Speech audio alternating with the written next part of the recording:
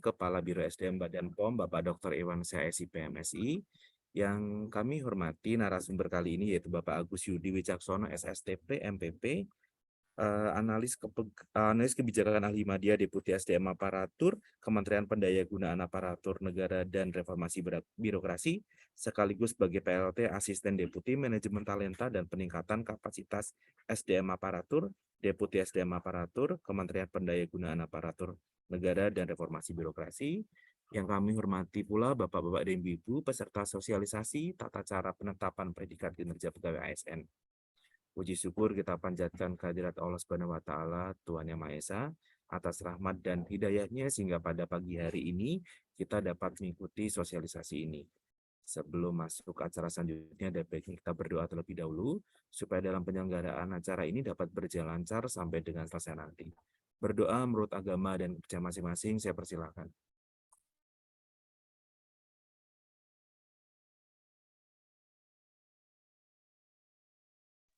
Berdoa selesai. Baik, saya akan membacakan susunan acara untuk pada pagi hari ini.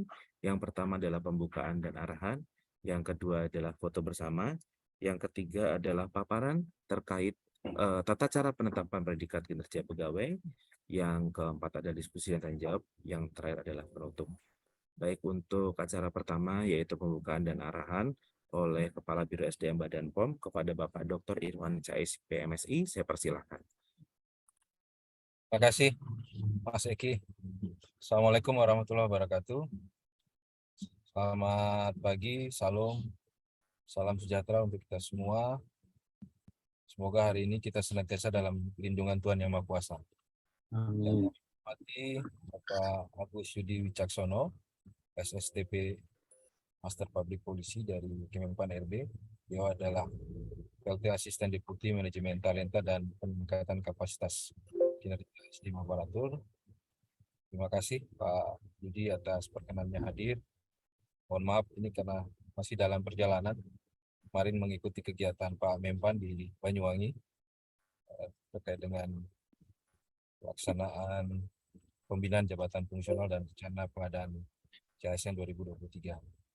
Yang kami hormati Bapak Ibu para pimpinan unit kerja, kepala UPT, para kepala bagian tata usaha, pejabat fungsional, pengelola kepegawaian, dan segenap hadirin yang kami hormati, teman-teman dari Biro SDM yang saya banggakan. Jadi syukur kita panjatkan kehadiran Tuhan Yang Maha Kuasa atas perkenannya. Pada pagi hari ini kita masih bisa hadir secara bersama untuk mengikuti sosialisasi terkait dengan tindak lanjut beberapa ketentuan baru dalam pengelolaan SDM. Sebagaimana kita ketahui, mulai tahun 2023, kita sudah memberlakukan secara penuh implementasi Permenpan nomor 6 dan Permenpan nomor 7 tahun 2022 tentang pengelolaan kinerja dan sistem kerja pegawai, dan beberapa hari yang lalu juga sudah terbitkan Surat Edaran Menpan nomor 3 tahun 2023 tentang penilaian kinerja sebagai tindak lanjut dari Permenpan 7 tahun 2022. Bu dan Bapak sekalian, saya kira sebagaimana yang sering disampaikan dalam berbagai kesempatan bahwa saat ini manajemen aparatur sipil negara mengalami perkembangan, perubahan, dan saya kira dinamika ini dalam rangka peningkatan profesionalisme segenap jajaran aparatur sipil negara, dan salah satunya adalah upaya untuk peningkatan pengelolaan kinerja. Jadi pengelolaan kinerja ini tidak hanya sifatnya simbolis seperti sebelum-sebelumnya, tetapi memang ini menjadi salah satu tolak ukur di dalam penilaian atau peningkatan kualitas SDM aparatur.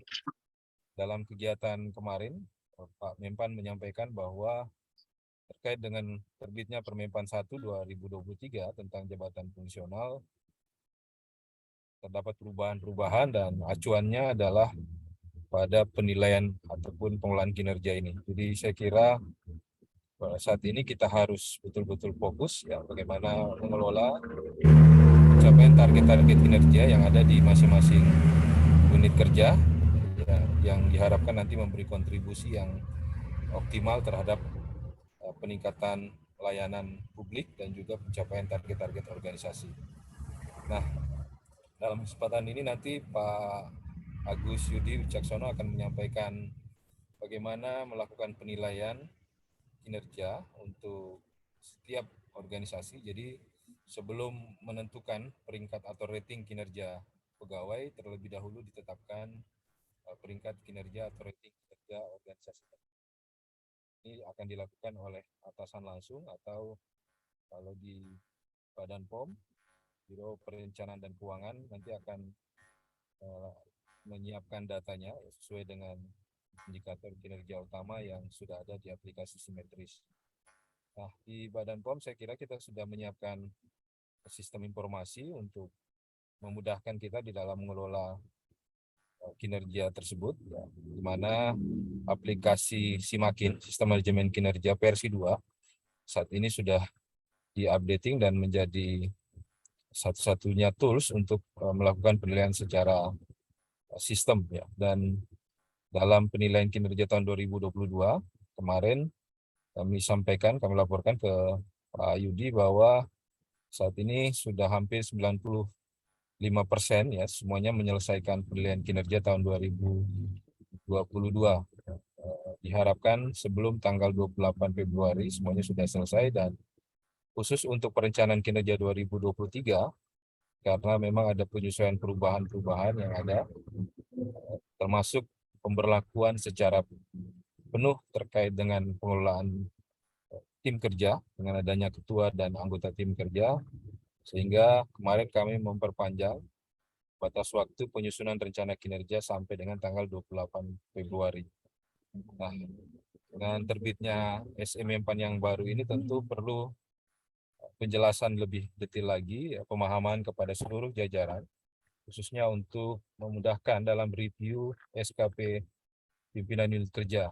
Jadi bagaimana nanti setelah penilaian peringkat kinerja organisasi, kemudian pimpinan unit kerja melakukan penilaian, baik itu secara triwulan, ya, secara periodik, triwulan maupun tahunan, untuk menentukan rating berdasarkan peringkat kinerja organisasinya. Nah, di dalam SMM PAN sudah dijelaskan bahwa apabila peringkat atau rating unit kerjanya misalnya berada di kategori istimewa, maka 70% pegawainya akan mendapatkan predikat sangat baik, dan sisanya adalah baik, perlu perbaikan, kurang, dan sangat kurang. Jadi saya kira nanti seperti apa pendistribusian peringkat tersebut akan disampaikan oleh Pak Agus Yudi, bagaimana memudahkan di dalam melakukan itu, dan saya kira dengan dukungan sistem informasi yang sudah ada, ini akan membantu kita dalam mempercepat pengelolaan ataupun penetapan peringkat kinerja tersebut. Saya kira itu mungkin tujuan dari pelaksanaan kegiatan yang kita lakukan pada pagi hari ini. Mohon nanti arahan, penjelasan dari Pak Agus Yudi terkait dengan pelaksanaan pengelolaan kinerja sesuai dengan peraturan yang baru. Mungkin juga ada informasi terbaru terkait dengan tindak lanjut dari berbagai peraturan yang sudah ada saat ini.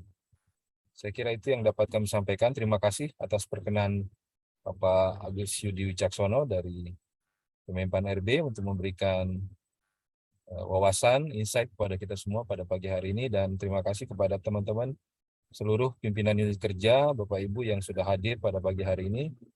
Kita terus akan mendampingi Bapak Ibu sekalian, dan saya kira ada hal juga kemarin baru diputuskan terkait dengan pembina masing-masing UPT yang nanti akan dilakukan penyesuaian juga di dalam perencanaan kinerja Bapak Ibu sekalian.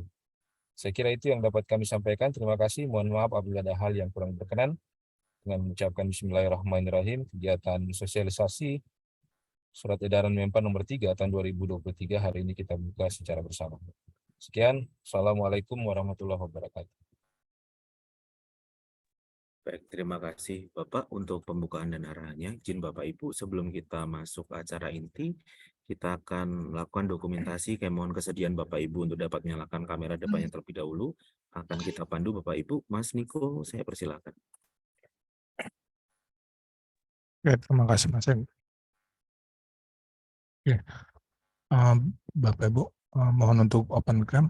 Di sini ada 7 slide. Akan saya pandu. Untuk yang slide pertama,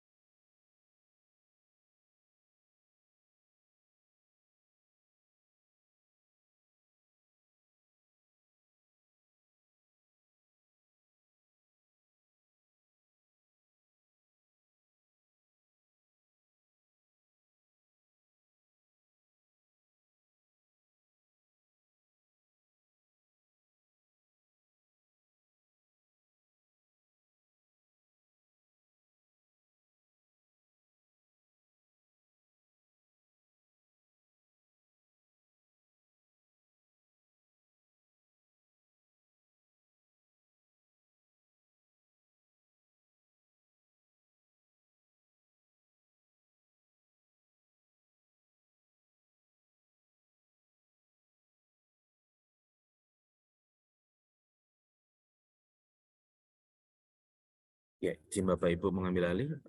Sebentar.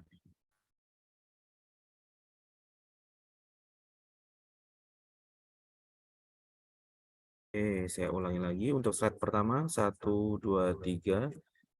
Oke.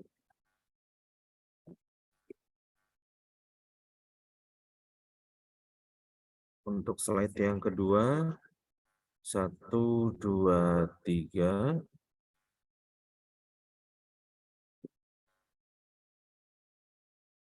Untuk slide yang ketiga, 1, 2, 3.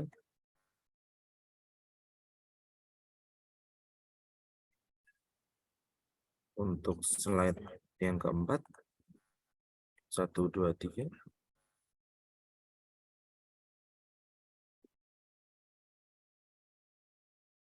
Baik, untuk slide kelima, 1, 2, 3.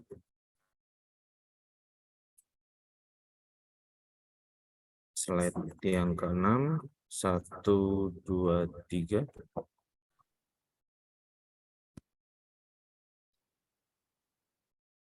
Ya, untuk slide yang terakhir, 1, 2, 3. Ya, baik, terima kasih Bapak Ibu untuk dokumentasinya. Untuk kegiatan selanjutnya yaitu sosialisasi tentang Surat Edaran Menpan nomor 3 tahun 2023. Untuk pagi ini, kegiatan ini akan sebagai narasumber adalah Bapak Agus Yudi dari Kementerian Pan RB. Untuk moderator, Ibu Rika Kania. Pada Ibu Rika Kania, saya persilahkan. Ya, makasih. Assalamualaikum warahmatullahi wabarakatuh. Selamat pagi Bapak Ibu sekalian. Salam sejahtera untuk kita semua. Jadi mungkin supaya tidak berpanjang-panjang gitu ya, mungkin kita langsung saja mendengarkan terlebih dahulu paparan dari narasumber. Pada narasumber, siapa silakan. Baik, terima kasih Bu Rika. Yang kami hormati Bapak Kepala Biro SDM BPOM, Pak Irwansyah. Selamat pagi Pak, ketemu lagi kita di Zoom ya Pak. Selamat pagi juga kepada Bapak Ibu, para pejabat pimpinan tinggi, pejabat fungsional dan pejabat administrasi di lingkungan BPOM. Assalamualaikum warahmatullahi wabarakatuh. Salam sejahtera, salam sehat untuk kita semua. Om Swastiastu, Namo Buddhaya, salam kebajikan, salam. Terima kasih Pak Karo, Bu Kania. Kami akan mendiskusikan dengan Bapak Ibu ya bagaimana detail dari pedoman untuk penetapan predikat kinerja pegawai. Saya baru 2 minggu ini Pak Karo geser ke talenta kembali karena kami akan melakukan revisi Permenpan 3 tahun 2020 tentang manajemen talenta. Jadi kalau tadi Pak Karo sampaikan bahwa arahan Pak Menteri JF basis angka kreditnya nanti adalah kinerja yang bersangkutan berdasarkan predikat kinerja. Nah, nanti predikat kinerja itu selain akan dikonversikan menjadi angka kredit, juga akan dikonversikan menjadi predikat talenta pegawai. Gitu. Jadi predikat kinerja itu kegunaannya macam-macam. dan ujungnya itu adalah bagaimana pengembangan karir kita ke depan. Jadi ini menjadi sangat penting untuk menjadi atensi kita bersama.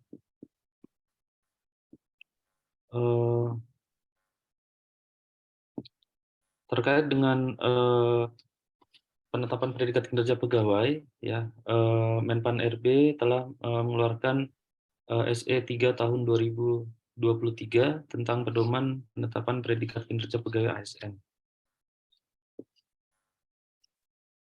Jadi berdasarkan PP 30 2019 tentang penilaian kinerja PNS, penilaian kinerja PNS sesuai angka, sebutan atau predikat itu didistribusikan kepada seluruh PNS pada instansi pemerintah.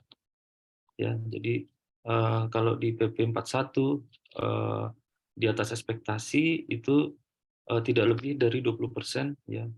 Jadi min max yang ada di SE itu sebenarnya kita ambil dari dari PP 30 dengan kalibrasi.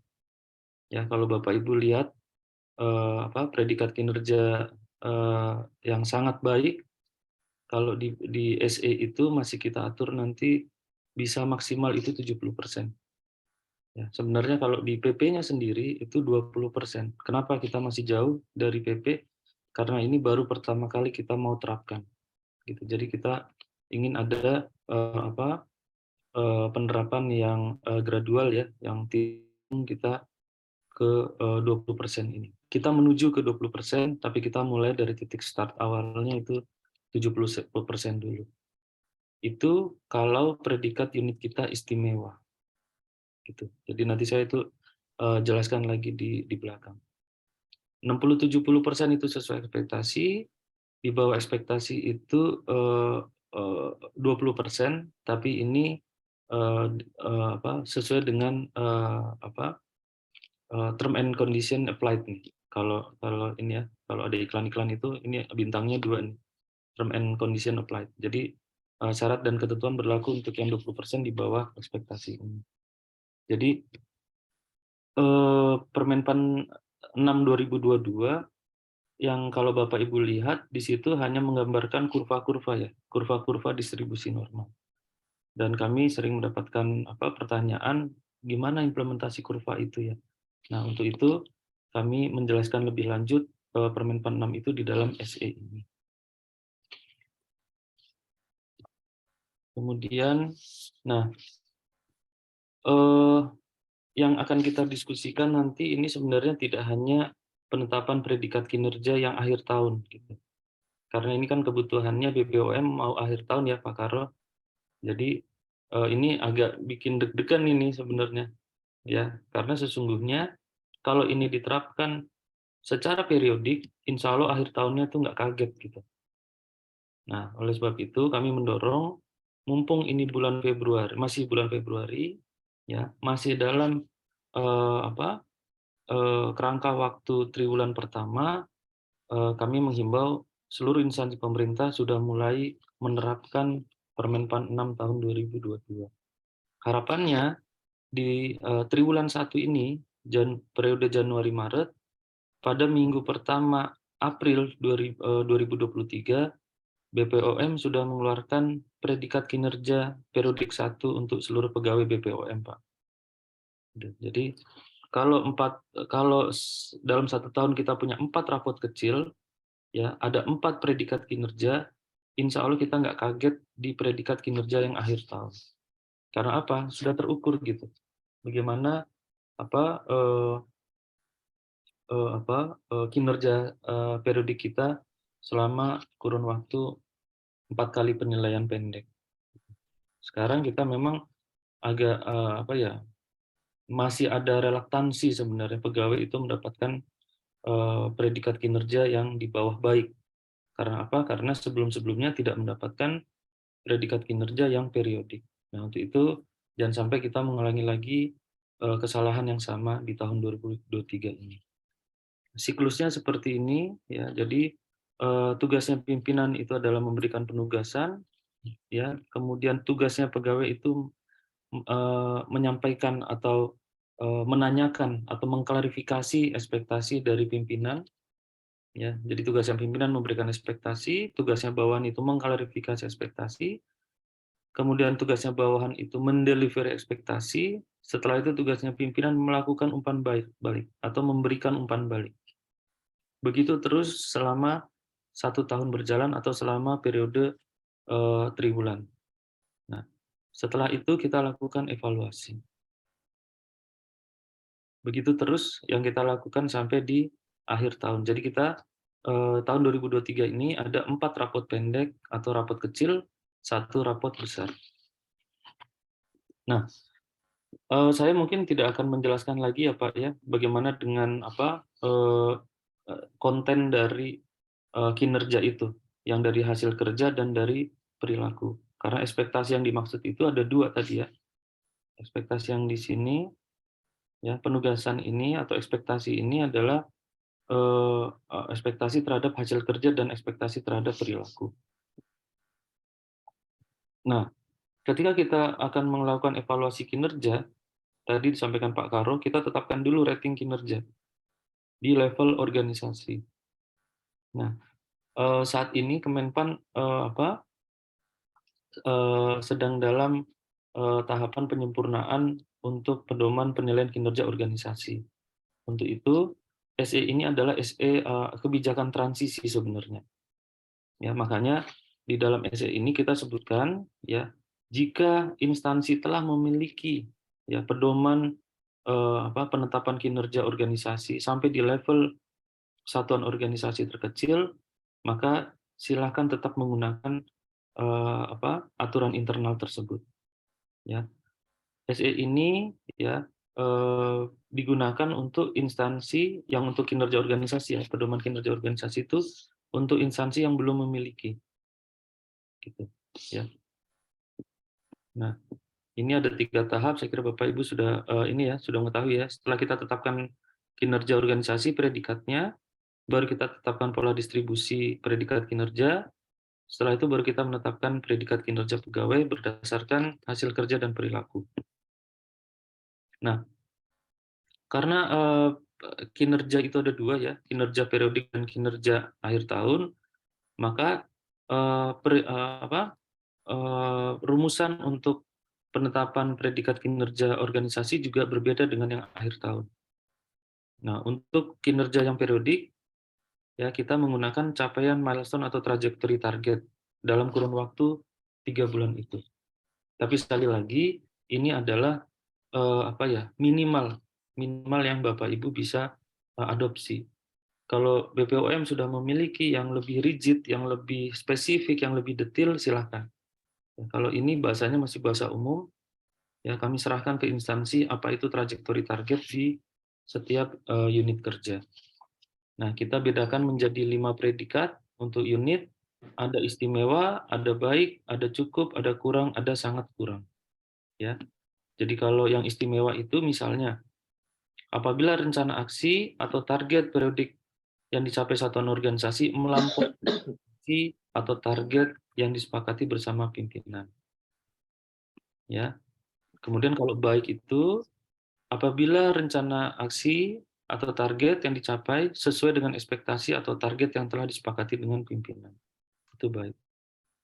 Nah, kalau cukup apabila sebagian besar rencana aksi menunjukkan perkembangan atau progres namun perlu perbaikan atau target yang dicapai sedikit di bawah target yang dicapai bersama pimpinan. Itu cukup. Kemudian kalau kurang, apabila sebagian besar sudah menunjukkan perkembangan, ya, namun perlu banyak perbaikan atau capaiannya jauh di bawah target. Nah, kalau yang sangat kurang, apabila sebagian besar rencana aksi yang ditetapkan di masing-masing unit kerja atau satuan organisasi belum menunjukkan progres, ya, dan target capaiannya itu jauh di bawah target. Ini guideline yang diatur di dalam SE atau yang disebutkan di dalam SE. Kemudian untuk predikat kinerja yang akhir tahun, guideline yang kami berikan itu adalah menggabungkan antara hasil dan proses. Hasil itu asalnya dari PK atau delivery ekspektasi pimpinan. Proses itu saya jelaskan di slide berikutnya. Kalau proses itu Di atas ekspektasi itu apabila terdapat upaya atau proses atau inovasi yang diyakini akan berdampak pada peningkatan hasil kerja secara radikal. Ini di atas ekspektasi. Ya, jadi ada dua aspek, hasil dan proses. Kalau tadi yang kinerja unit yang periodik itu hanya satu dari targetnya saja. Tapi kalau yang akhir tahun kita lihat juga dari sisi proses, tidak hanya dari sisi hasilnya. Seperti itu. Ya. Kemudian kalau disesuai ekspektasi apabila terdapat upaya perbaikan yang diyakini akan berdampak pada peningkatan hasil kerja unit, ya. Tapi ini secara incremental, tidak secara radikal atau secara drastis. Nah, di bawah ekspektasi itu apabila tidak ada upaya perbaikan proses untuk meningkatkan hasil kerja. Status quo saja dari tahun ke tahun atau dari bulan ke bulan. Ya. Ini guideline yang kami narasikan di dalam SE. Kalau dari komponen hasil, di atas ekspektasi itu apabila seluruh PK tercapai dan realisasi ekspektasi kinerja satuan organisasi pada umumnya mendapat respon positif dari pimpinan. Itu di atas ekspektasi. Jadi seluruh PK unitnya tercapai, kemudian ekspektasi kinerja dari pimpinan unit kerja itu umumnya mendapatkan respon yang positif. Kalau sesuai ekspektasi, apabila sebagian besar PK tercapai, artinya ada beberapa yang tidak tercapai, ya. Tapi terdapat respon positif dari pimpinan terkait dengan realisasi ekspektasi yang di luar PK. Ya, memang idealnya itu ketika ada ekspektasi pimpinan itu bisa dimasukkan di dalam PK, tapi rasanya perubahan PK juga tidak mudah ya. Makanya kita masih ada dua istilah, ada PK, kemudian ada ekspektasi kinerja organisasi yang disampaikan oleh pimpinan. Nah, kalau di bawah ekspektasi, apabila sebagian PK tidak tercapai dan realisasi ekspektasi umumnya mendapatkan respon negatif dari pimpinan. Ini di bawah ekspektasi. Nah, sekarang nanti coba dilihat bagaimana di BPOM sendiri. Atau BPOM sudah memiliki pedoman untuk penetapan kinerja satuan organisasi di BPOM. Nanti tolong kami ditunjukkan misalnya ketetapan kepala BPOM atau peraturan kepala BPOM. Nah, untuk penetapan kinerja satuan organisasi itu ditetapkan oleh pimpinan satuan organisasi di atasnya. Jadi kalau Pak Karo, ya Direktur Biro SDM berarti yang menetapkan Sestama BPOM. Seperti itu. Nah, misalnya di bawah Biro masih ada eselon 3-nya nggak, Pak? Mbak Rika? Ada yang yang enggak. Yang ada Nah, biasanya yang Kabak TU kayak gitu tuh. Tapi kalau Oke. itu nggak ada. Nah, Ya. kalau ada yang yang masih ada yang sudah disetarakan atau dialihkan ke fungsional, ada yang belum, itu nanti distribusinya ditarik ke unit di atasnya. Jadi tidak boleh ada distribusi di unit tersebut gitu. Misalnya yang disisain tinggal 1 eselon 4. Nah, itu tidak boleh ada pola distribusi di situ. Karena kalau dibuat pola distribusi di unit itu, ini merugikan ke pegawai yang lainnya karena keambil di situ. Ya, ini. Jadi kalau kecuali kalau yang komplit ya, masih komplit satu renteng itu komplit gitu, nah itu bisa dibuat pola distribusi karena masih ada pegawai-pegawai itu di bawahnya. Nah, kalau sekarang kan pegawai kalau yang lainnya dialihkan, itu kan ditariknya ke pimpinan eselon 2-nya kan pegawainya. Nah, itu akan merugikan mereka tuh. Kalau di bawah eselon 3 yang masih ada, tetap diberlakukan pola distribusi. Nah, itu jadi ditetapkan pimpinan organisasi. Nah, dalam penetapannya ini, pimpinan itu bisa mempertimbangkan rekomendasi dari satuan organisasi yang membidangi perencanaan kinerja organisasi, kepegawaian, atau unit pengawasan di instansi. Jadi dari sisi PK ya itu bisa mempertimbangkan yang 3 ini, atau ada yang dari luar PK ya. Ini bisa mempertimbangkan dari 3 ini misalnya. Ini untuk siapa pejabat penetapnya, kemudian bisa mempertimbangkan dari mana saja. Nah, ini sudah ya. Jadi kalau ada unit di bawahnya, maka hasil kerja predikat kinerja unit itu nanti akan menjadi hasil kerja pimpinan unit. Saya ulangi ya. Jadi predikat kinerja unit itu akan menjadi rating hasil kerja dari pimpinan unitnya. Saya berikan contoh seperti ini. Misalnya predikat unitnya itu baik misalnya ya. Baik. Berarti baik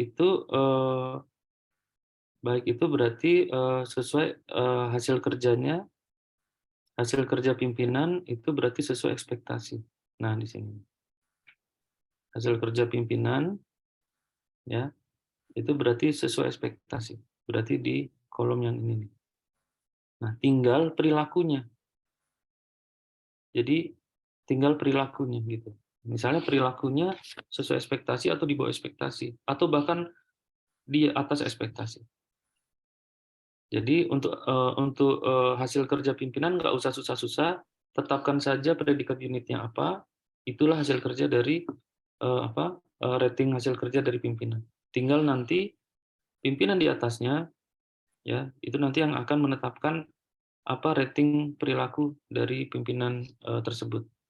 Contoh misalnya Karo SDM, Biro SDM ditetapkan oleh Sestama, BPOM, itu predikatnya baik, ya. Nah, Pak Sestama kemudian menetapkan rating perilaku dari Pak Karo.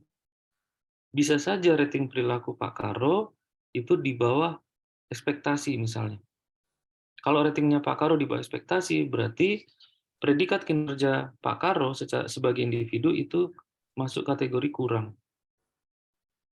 Ya, jadi bisa saja unitnya baik, kepala bironya predikatnya kurang, bisa. Ya, tinggal nanti yang menentukan perilaku dari individu tersebut, individu Pak Karo gitu. Nah, kalau Pak Karo perilakunya itu di atas ekspektasi, berarti predikat kinerja Pak Karo itu menjadi baik. Baik tapi di kotak yang ini. Ya. Sebenarnya di Permenpan 6 kita tidak membuat 9 kotak ya, kita membuatnya ini memang 4 kotak 5 predikat gitu. 5 predikat tapi dari 9 kotak. Gitu. Jadi kotak yang ini itu sama predikatnya, baik baik baik. Nah, misalnya predikat Biro SDM itu misalnya butuh perbaikan misalnya, butuh perbaikan.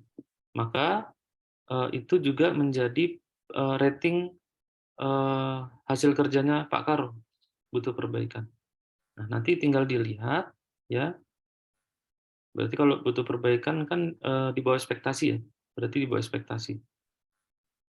Ya. Nah, berarti tinggal kita lihat perilakunya Pak Karo. Kalau perilakunya Pak Karo di atas ekspektasi, maka beliau predikat kinerjanya tetap butuh perbaikan.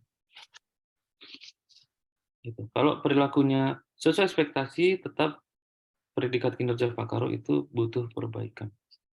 Seperti itu. Jadi predikat unit itu akan menjadi rating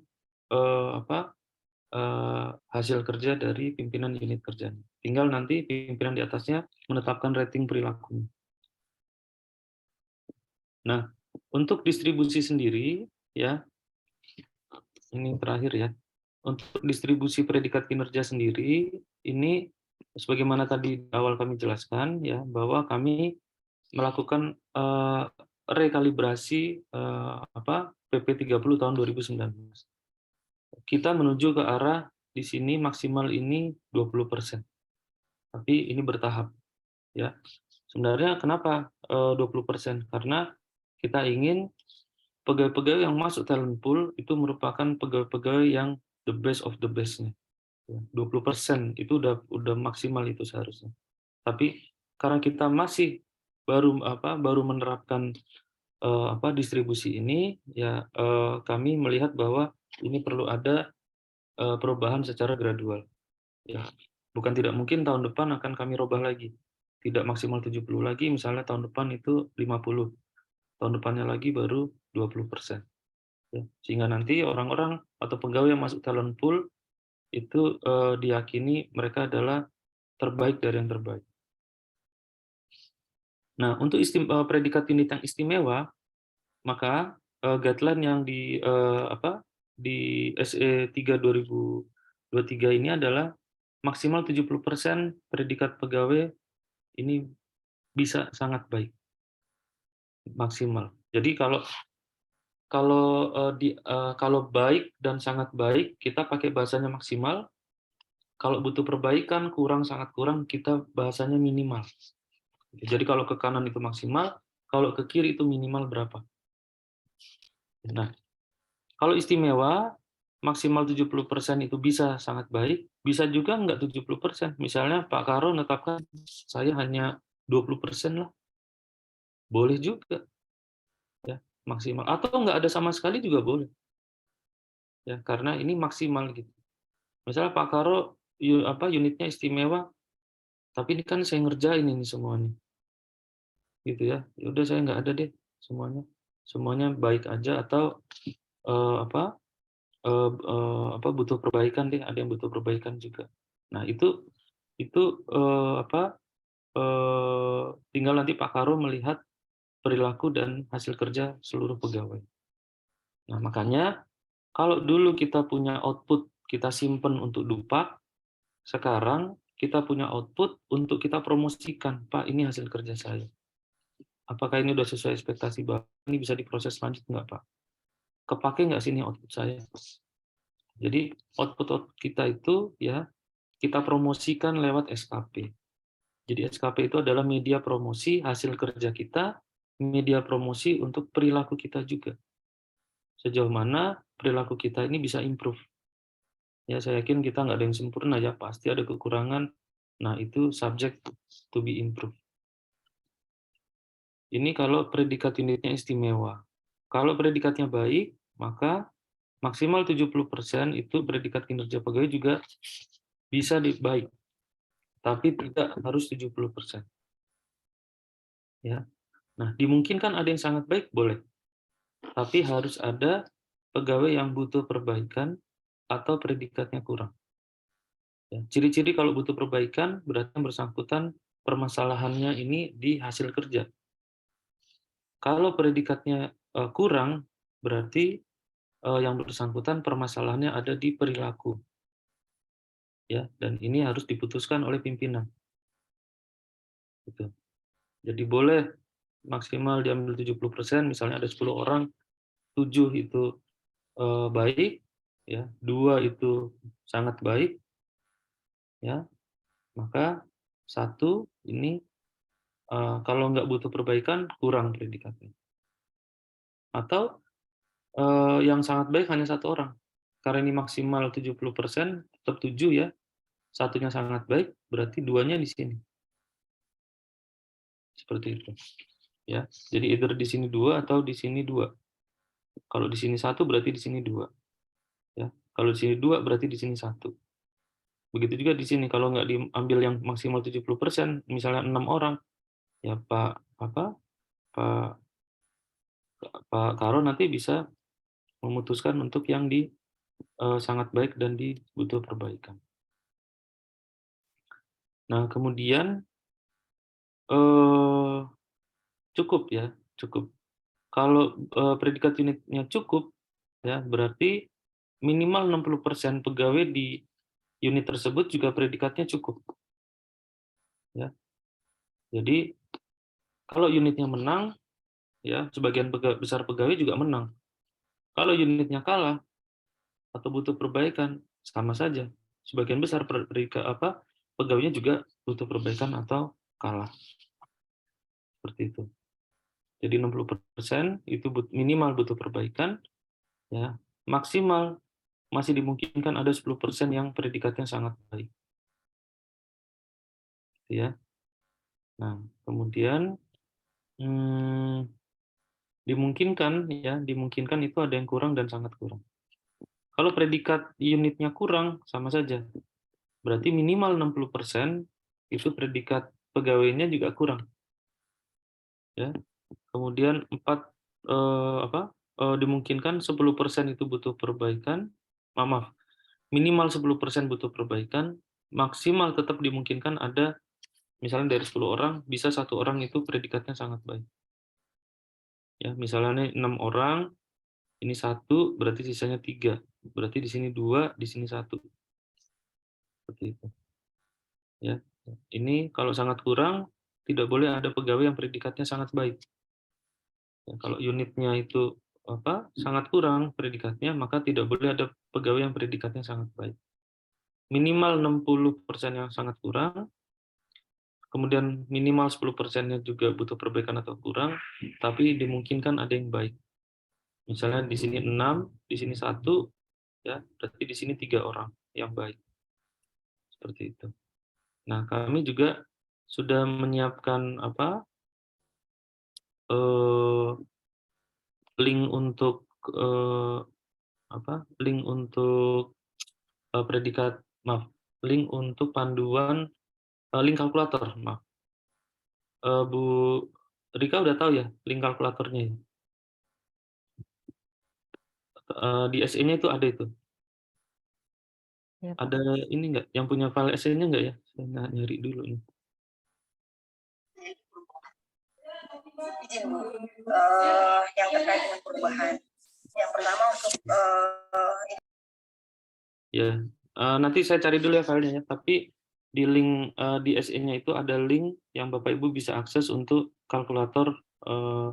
Jadi nggak usah susah-susah ngitung sih, tinggal dimasukkan predikat unitnya apa, ya, kemudian pegawainya berapa. Nah itu pedomannya itu panduannya langsung keluar di situ. Mungkin itu dulu ya, saya kembalikan dulu ke Bu Rika, nanti kita bisa perdalam di diskusi dan tanya jawab. Mohon maaf kalau ada kekurangan. Wassalamualaikum warahmatullahi wabarakatuh. Waalaikumsalam warahmatullahi wabarakatuh. Terima kasih Pak Yudi untuk ininya. Mungkin ini kita buka diskusi dulu ya Pak Yudi. Ya. Baik, Bapak Ibu sekalian, mungkin di sesi pertama ini saya inikan 3 orang terlebih dahulu. Mungkin dari yang ada di Zoom, silakan raise hand ataupun langsung membuka mic untuk yang ingin bertanya.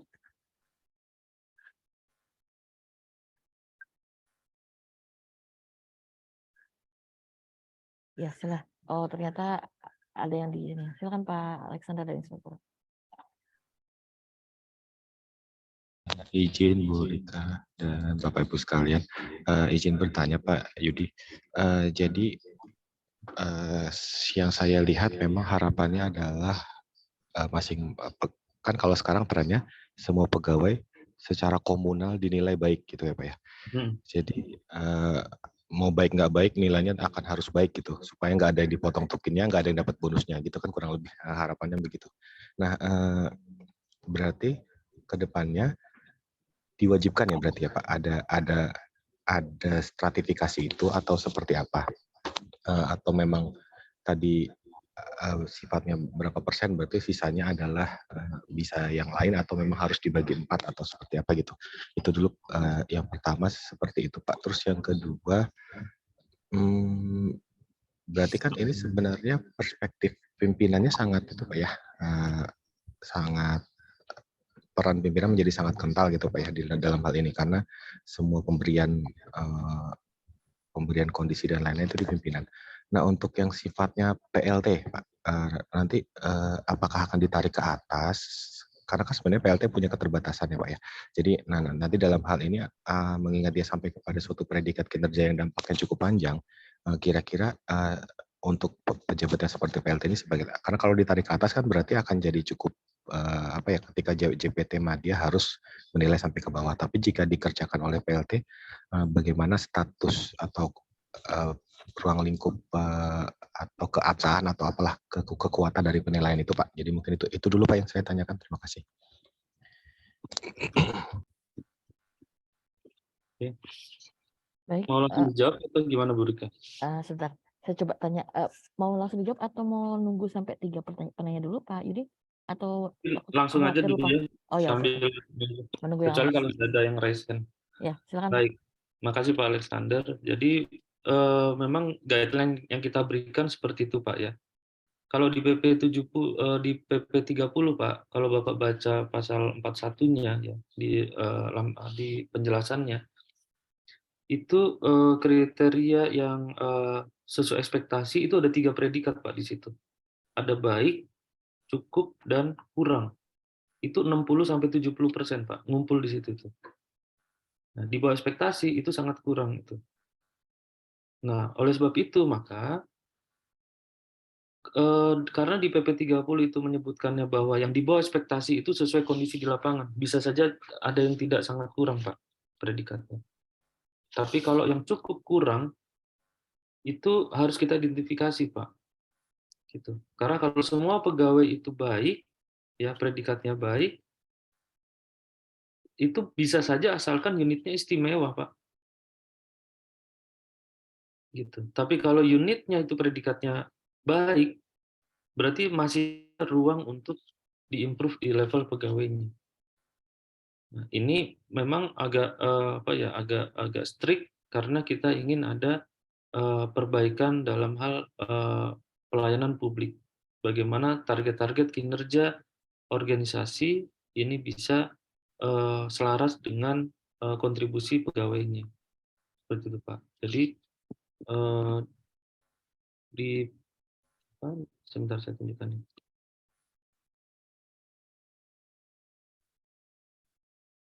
Nah, ini. Nah, oleh sebab itu harus ada Pak, harus ada pegawai yang nanti dilihat siapa yang urutannya paling bawah, baik dari hasil kerjanya maupun dari sisi perilaku. Ya. Dan ini sebenarnya bukan hal yang, makanya tadi saya bilang, kalau ini tiba-tiba kita lakukan di akhir tahun, pasti kaget Pak. Tapi kalau ini kita rutin ya, memberikan evaluasi-evaluasi dalam tahun berjalan, ini rasanya justru fairness itu yang akan timbul gitu. Kita tahu kok di tim kita siapa pegawai yang hasil kerjanya itu masih jauh di bawah teman-teman yang lain. Mana perilakunya yang susah sekali di-improve seperti itu. Ya. Siapa yang misalnya toksik di timnya, siapa yang kalau istilahnya saya itu makan tulang temennya gitu loh. Temennya udah kurus, kerjanya banyak, masih juga dilimpahin terus ke temennya gitu. Ya, senangnya ngeles ya. Nah, itu pasti kita tahu kok di tim kita itu. Nah, itulah mereka-mereka itu yang subject to be improved gitu loh. Karena kalau nggak di-improve, Pak, timnya yang lain ini akan drop juga mentalnya gitu. Ah, yang itu males-malesan juga oke kok, dia juga baik, ngapain saya ngoyo gitu loh. Kalau bahasa anak sekarang namanya ambis gitu loh. Ambis banget sih lo, gitu kan? Wah, ambis nih. Wah, ambis nih. Nah, itu yang kami nggak mau gitu. Lebih baik kita fokus untuk improvement pegawai daripada kita fokus menyenangkan hati pegawai gitu. Kalau mau menyenangkan hati pegawai, kita jangan jadi leader, kita jadi pedagang es krim gitu. Nah, seneng itu semuanya itu. Nah, karena kita jadi leader, maka kita harus salah satu kualifikasi leader itu bisa mendiferensiasi pegawai. Kalau kita nggak bisa mendiferensiasi pegawai, kita jangan jadi leader. Gitu. Karena apa? Keseharian kita tuh dengan pegawai kita di lapangan. Kecuali kalau kita nggak pernah di lapangan ya. Nggak pernah bekerja bersama-sama tim kita di lapangan, kita nggak tahu itu sama sekali mereka. Tapi kalau kita sehari-hari bekerja dengan pegawai kita, tahu person to person mereka, atau bisa kita feedback kita rutin ke pegawai, saya pikir ini akan menjadi penguat untuk para leader. Dan misalnya Bapak sebagai leader, itu nanti nggak akan disalahkan oleh pegawai ketika ditetapkan ada predikatnya yang butuh perbaikan. Loh kenapa? Loh, sistem yang mengharuskan ini dan saya harus memilih siapa yang the least dari kalian. Gitu. Nah, untuk itu predikat baik itu ke depan mahal, Pak. Predikat sangat baik lebih mahal lagi. Mahal itu dalam konteks bagaimana effort pegawai ya untuk memenangkan kinerja unitnya masing-masing. Saya kira itu ya, Pak Alexander ya. Oke, kemudian pertanyaan Bapak yang kedua, peran pimpinan itu sangat kental. Betul. Justru kalau Bapak lihat ya aturan-aturan yang dulu ya, yang sudah yang terdahulu itu banyak yang seolah-olah itu kemudian menjauhkan pegawai dari leadernya gitu. Kita lebih percaya tim-tim yang di luar sana ya daripada leader kita sendiri. Ya. Padahal untuk untuk menunjuk seseorang menjadi leader, jadi JPT itu biayanya mahal banget gitu. Gitu kan bukannya ya? Proses untuk seleksi terbuka, proses untuk penunjukan, proses mereka meniti karir dari awal itu mahal banget. Tapi kenapa setelah seseorang jadi leader, kita lebih percaya tim-tim penilai di luar sana yang tidak sehari-hari attach dengan kita di lapangan. Dan jangan khawatir, Pak. Kalau Bapak tidak puas terhadap predikat kinerja yang disampaikan oleh pimpinan Bapak, Bapak bisa banding gitu. Ya kan? Nah, kalau dengan tim penilai yang dari luar, Bapak bisa banding enggak coba? Contoh, misalnya Bapak di-assess misalnya, assessment center gitu. Bapak bisa banding enggak tuh? Saya kurang tahu itu. Rasanya ya sudah given gitu loh. Oh, kompetisi saya segitu gitu. Kalau ini predikat kinerja, ini bisa kita banding loh. Bapak pimpinan misalnya inspektur. Nah, atasan inspektur misalnya Pak Kepala BPOM atau Pak Sestama misalnya. Banding ke atasannya, Pak. Dan keputusan pimpinan di atasnya itu nanti inkrah, tetap. Ya, yang bersangkutan pasti akan melakukan review dulu, ini kenapa nih? Kenapa ada keberatan dari pegawai? Apa aspek-aspek keberatannya dia?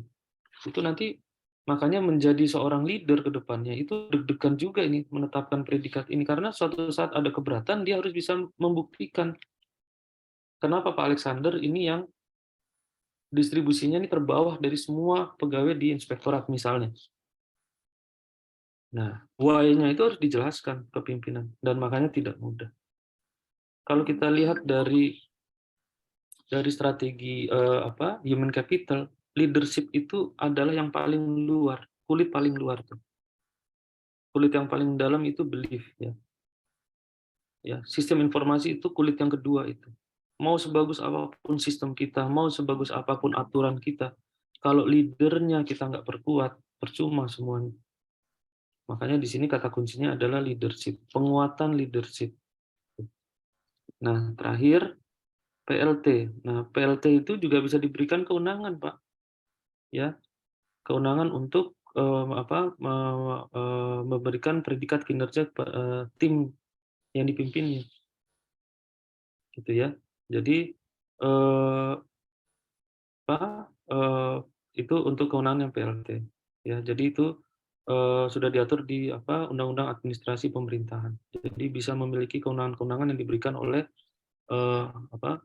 pejabat pemerintahan. Saya kira itu ya, Pak Alexander ya.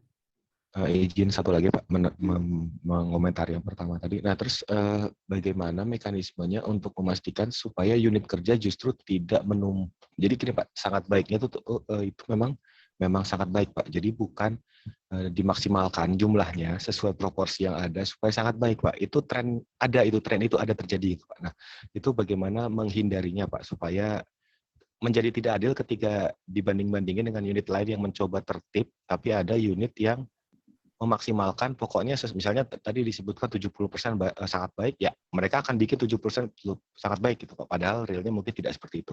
Nah, itu nanti bagaimana mekanisme kontrolnya Pak dalam ketentuan yang ada. Terima kasih. Iya. Leader itu makin dikontrol, Pak. Leadership-nya tuh nggak akan muncul, Pak. Ya. Pelatih bola gitu, makin banyak kontrol terhadap yang bersangkutan, ya bahkan menetapkan kemarin misalnya Argentina menang, siapa yang mau dikasih the best player di Argentina, kalaupun itu harus ada aturan-aturan yang rigid, saya yakin nggak akan berkembang itu tim, Pak. Jadi kata kuncinya kita serahkan itu kepada masing-masing leader. Ya, kita hanya terapkan guideline-nya. Saya kasih contoh, unit saya kemarin istimewa. Ya, tim saya 12, saya hanya tetapkan 2 orang, predikatnya sangat baik. 2 orang. gitu. Bisa saja lebih, tapi saya melihat the best-nya 2 ini. Sisanya ada persoalan di perilakunya ya, ada persoalan di hasil kerjanya, gitu. Bukan persoalan itu berarti bukannya di bawah ekspektasi ya perilakunya. Perilakunya itu ada yang harus di-improve gitu loh. Jadi saya tidak bisa memberikan, misalnya 70% dari 12 bisa 7 orang sebenarnya ya. 7 atau 8 orang sangat baik kan sebenarnya. Tapi karena ada yang saya yakini, perilakunya ini, bukan di atas ekspektasi, dia hanya perilakunya sesuai ekspektasi saja, karena ada yang saya minta dia untuk di-improve, dia nggak improve juga. Ya sudah, saya tetapkan saja baik, gitu.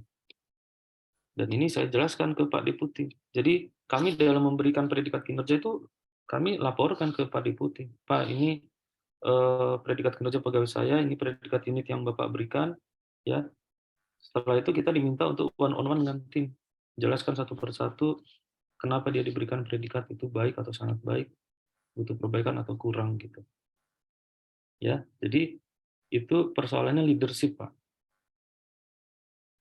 Jadi misalnya ya, saya seharusnya bisa 70%, tapi saya tetapkan 2 orang, nanti ada tim sebelah yang dia menggunakan 70%, dia 7 orang, ya silakan saja. Gitu. Tapi saya bisa membuktikan bahwa yang bersangkutan memang harus diimprove perilakunya. Gitu ya Pak Alex ya? Siap, terima kasih. Baik, terima kasih Pak. Ini ya, ini sudah ada penanya yang kedua. Silakan, Deriko.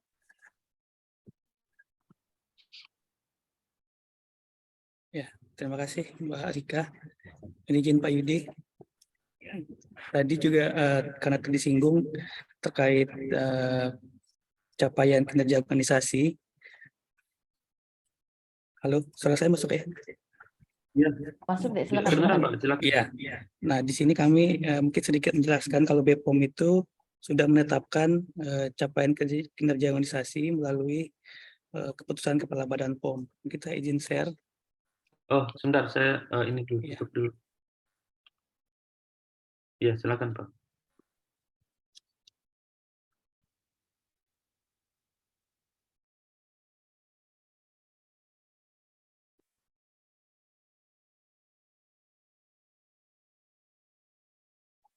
Ya, jadi melalui keputusan Kepala BPOM nomor 128 tahun 2022 ini tentang pedoman penyelenggaraan sakit di lingkungan BPOM.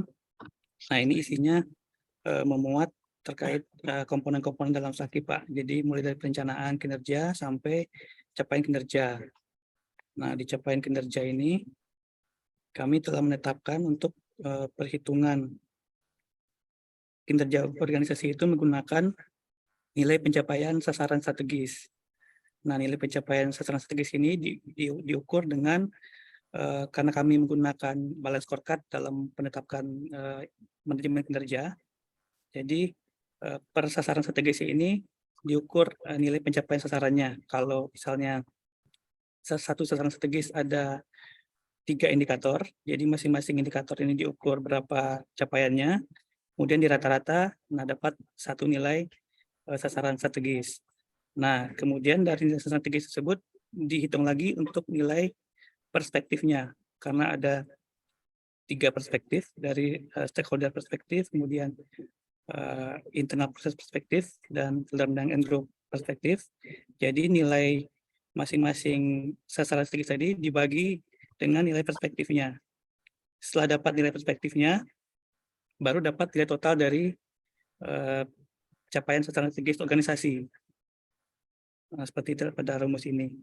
Nah, dari ini kita kelompokkan menjadi nilai kategori-kategori seperti yang tadi disampaikan di SE, cuman kami belum sesuai dengan kriteria yang ada di SE 3 tadi. Jadi mulai dari capaian yang di atas 120, ini kami kategorikan tidak dapat disimpulkan, kemudian memenuhi ekspektasi dengan nilai NPS-nya 100 sampai 120, kemudian belum memenuhi ekspektasi 80 sampai di bawah 100, kemudian tidak memenuhi ekspektasi di bawah 80. Nah, mungkin untuk menjembatani kinerja pegawai, nanti kami akan sesuaikan kategori-kategori ini dengan menambahkan kriteria untuk di atas ekspektasi. Namun yang ingin di sini saya tanyakan terkait tadi kan diinfokan kalau organisasi itu telah memiliki pengukuran untuk kinerja organisasi, jadi tidak perlu mengubah seperti itu ya Pak ya. Nah, untuk kriteria memenuhi ekspektasi ini di kami kan rentangnya 100 sampai 120. Jadi untuk distribusi ke pegawainya mungkin agak susah untuk jadi yang memenuhi kuota 70 itu ya. Jadi mohon arahan juga Pak Yudi. Apakah ini harus disesuaikan dengan rentang kriteria yang ada di SE atau kami tetap menggunakan ini dengan nanti penyesuaian-penyesuaiannya. Mungkin seperti itu Pak Yudi pertanyaannya. Oke, baik, makasih Pak Riko. Jadi sebelumnya BPOM sudah punya panduan ya, yang dibagi di 5 predikat ya.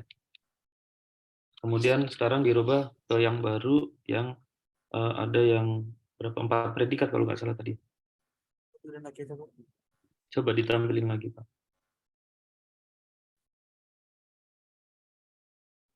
2, 4. Iya, yang satunya yang satunya 6 ya, yang satunya 4 gitu. Ya, saya sebenarnya kenapa di SE Pak? Kenapa SE itu dipadukan ya antara capaian PK dengan delivery ekspektasi pimpinan? Karena jangan sampai ada ekspektasi-ekspektasi pimpinan ya yang tidak masuk di PK kemudian tidak diperhitungkan untuk penetapan kinerja unitnya gitu. Itu kita harus hati-hati banget Pak. Ya, bisa saja Pak Kepala BPOM ya PPK-nya deputi A atau deputi 1 misalnya tercapai semua itu. Hijau dia itu.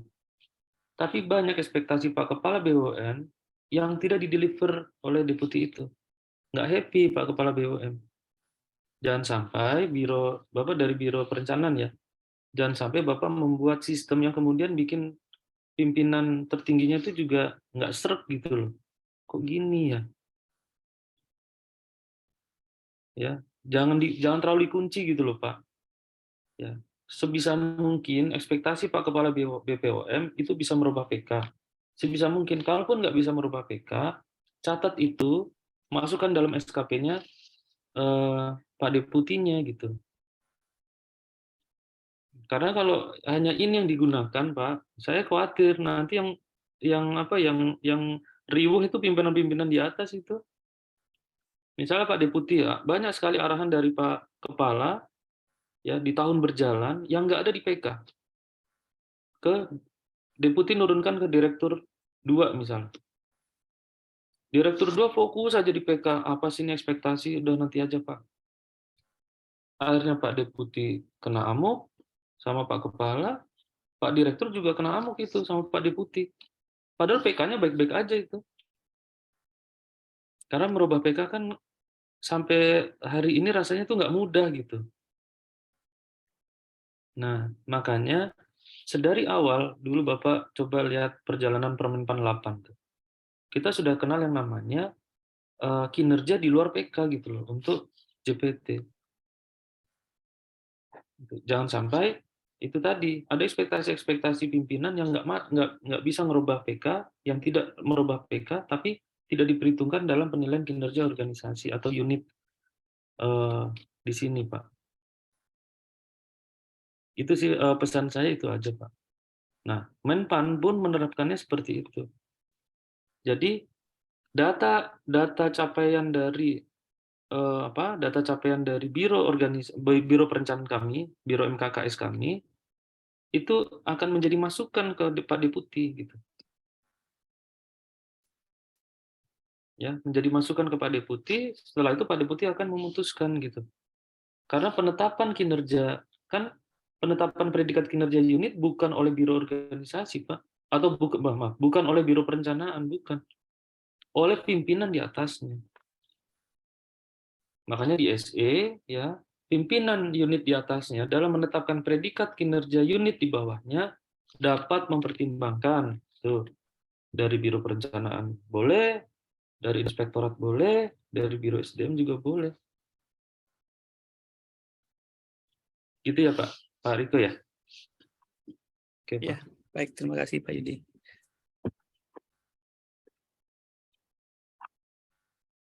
Baik, ada lagi yang ingin ditanyakan Bapak Ibu sekalian?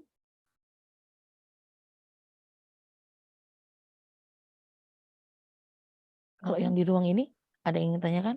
Izin Bu Rika. Ya, silakan. Ya, izin Pak Yudi. Ya, Assalamualaikum silakan. warahmatullahi wabarakatuh. Waalaikumsalam Pak Indra. Ada beberapa pertanyaan Pak yang akan kami tanyakan. Yang pertama terkait dengan penilaian kinerja tahunan ya Pak. Tadi kan disebutkan bahwa selain dinilai dari capaian IKU tahunan juga dari proses Pak Yudi. Nah, proses ini kan disampaikan kalau yang di atas ekspektasi itu perubahan proses atau inovasi yang dampak pada peningkatan hasil kerja secara radikal. Kemudian kalau yang sesuai ekspektasi secara incremental dan yang di bawah ekspektasi status quo gitu ya. Nah, ini untuk menetapkan kriteria kapan dapat dikatakan radikal, kapan dapat dikatakan incremental, dan kapan dikatakan status quo, ini apakah ada panduannya atau instansi boleh menyusun sendiri. Itu yang pertama. Kemudian yang kedua terkait dengan distribusi tadi Pak Yudi izin untuk yang kategori baik kan tadi salah satunya harus ada yang nilai kinerja individunya itu dalam predikat kurang atau butuh perbaikan. Sementara kalau tadi dilihat dari kuadran kinerja ketika kondisi baik itu kan ada di tengah-tengah. Nah, kalau untuk butuh perbaikan kan ada di bawah ya Pak Yudi. Nah, ini kalau kalau kami boleh tanyakan apa pertimbangannya untuk yang di kondisi baik ini masih harus ada yang butuh perbaikan. Kalau untuk yang kurang mungkin karena pertimbangannya perilaku itu bisa masuk. Cuma karena kondisi baik tadi adanya di tengah-tengah, artinya hasil kerjanya sesuai ekspektasi, tidak ada yang di bawah ekspektasi. Kalau yang butuh perbaikan tadi kan yang di bawah ekspektasi semua. Itu yang kedua. Yang ketiga, untuk kinerja siklus pendek dan siklus penuh. Untuk siklus pendek kan di kami nanti memang sudah akan menetapkan periodik Pak Yudi, triwulan 1 sampai triwulan 4, kemudian siklus penuhnya tahunan. Nah, ini apakah kinerja siklus pendek nanti akan mempengaruhi kinerja siklus tahunan? Maksud kami gini, kan di kami sudah ada data kinerja siklus pendek TW1, TW2, TW3, TW4. Misalnya katakanlah TW1 nilai yang bersangkutan baik, kemudian TW kedua predikat kinerjanya kurang, TW ketiga baik, TW keempat kurang. Nah, ini apakah nanti ketika menetapkan predikat yang tahunan ini rata-rata dari keempat hal yang siklus pendek atau bagaimana? Itu saja dulu mungkin Pak Yudi, terima kasih. Oke. Baik, makasih Pak Indra. Satu-satu ya Pak ya. Jadi tadi capaian atau predikat kinerja organisasi dari sumbu X ya, sumbu proses ya. Nah, di sini sebenarnya Pak kita sekali lagi tidak tidak menetapkan soal guiding-nya seperti apa Pak. Ya, karena yang tahu bahwa ini diyakini akan membuat ini diyakini loh Pak. Ya. Akan gitu. Kan kata-katanya kalau di SE itu coba sebentar saya buka SE-nya. Kata-katanya tuh dia akan gitu. Akan itu kan berarti belum terjadi, Pak. Diyakini nih, ini ke depan nih akan berubah ini. Ya. Contohnya misalnya aturan-aturan ini sekarang banyak sekali, Pak.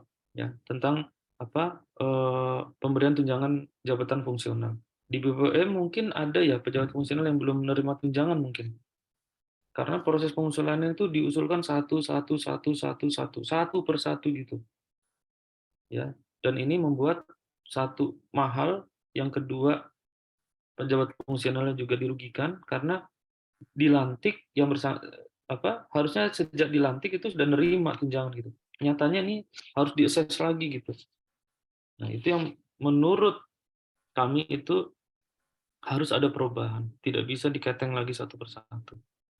Nah, ketika kita melaksanakan strategi untuk bagaimana penyatuan tunjangan itu diyakini oleh pimpinan, ini ke depan ini akan memberikan manfaat yang luar biasa untuk satu dari sisi efisiensi anggaran, dua dari sisi waktu, ya, ketiga dari stakeholder gitu loh, dari customer kami, JF ini gitu. Nggak lagi dikecewakan JF, sudah susah-susah menjadi JF, dilantik, diangkat, tapi belum terima tunjangan gitu. Ini Pak, hal-hal yang seperti ini gitu. Belum kejadian belum, tapi prosesnya sudah dilakukan gitu. Karena ada yang di luar kewenangan kami. Ada yang di luar kami tidak bisa langsung menetapkan perpres itu gitu, karena ada kementerian-kementerian lain yang terkait juga. Tapi proses itu sudah di-push sedemikian rupa, pimpinan yakin ini bagus ini. Nah, itu makanya professional judgment leader itu sangat penting di sini, Pak. Di komponen proses ini. Gitu ya, Pak ya. Jadi kami tidak membuat gini, semakin detail aturan, yakin Pak, semakin mengebiri kita. Nanti ada persoalan-persoalan baru lagi nanti itu. Gimana kalau ini, gimana kalau itu, gimana kalau ini, gimana kalau itu. Nanti ujung-ujungnya kenapa nggak Bapak aja, kenapa nggak Pak Yudi aja ke BPOM tuh. Puyeng kami Pak, Bapak rigid banget ngaturnya. Nah, makanya Artinya pimpinan yang Mas Yudi yang betul. menetapkan itu radikal. Iya. Betul. Siap. Nah, jadi kami tidak mau membuat membuat aturan yang rigid lagi gitu Pak. Ya, rigid. Nah, yang kami berikan itu guideline, pedoman. Nah, ini akan menjawab pertanyaan Bapak yang berikutnya. Terkait dengan predikat kinerja unit baik ya. Coba kita lihat boleh di close dulu Pak. Kita lihat di kurva distribusi. Itu paling belum selesaikan sampai 2025. Setelah 2025 kalau tidak ada juga. Tadi baik ya Pak ya.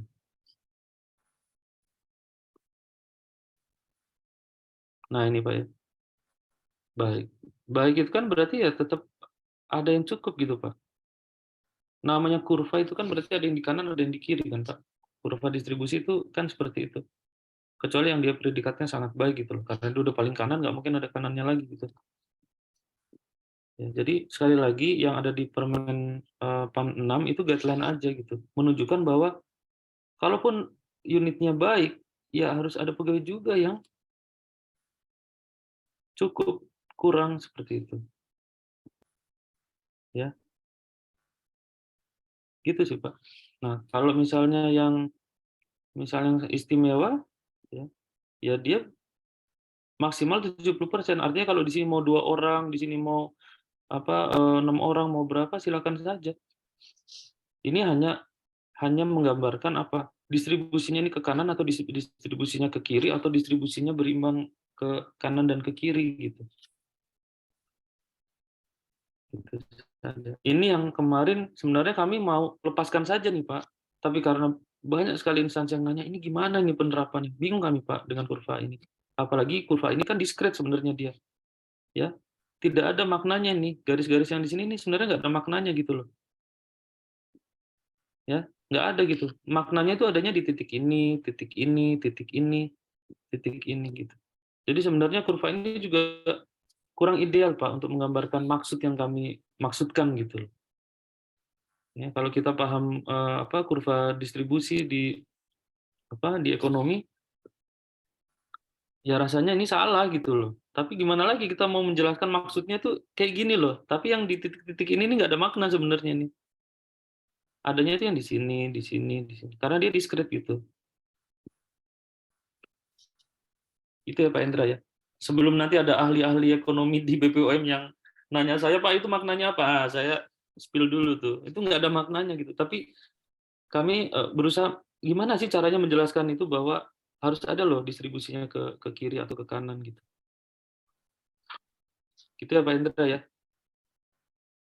Kemudian kinerja siklus pendek pegawai apakah mempengaruhi siklus tahunan? Jadi gini Pak, yang kami harapkan itu sebenarnya dari empat siklus pendek dan satu siklus akhir itu Pak adalah improvement pegawai. Ya, karena prinsip dasar pertama transformasi pengelolaan kinerja pegawai itu adalah bagaimana SKP itu menjadi instrumen untuk mengembangkan kinerja pegawai. Ada kalanya di triwulan pertama dia masih kaget dengan misalnya pimpinan barunya, dengan unit barunya, belum bisa terlalu catch up, oke lah, di situ dia masih butuh perbaikan. Secara perilaku dia oke gitu. Tinggal nunggu waktu aja dia improve. Ya. Triwulan kedua kita lihat gimana, dia improve nggak?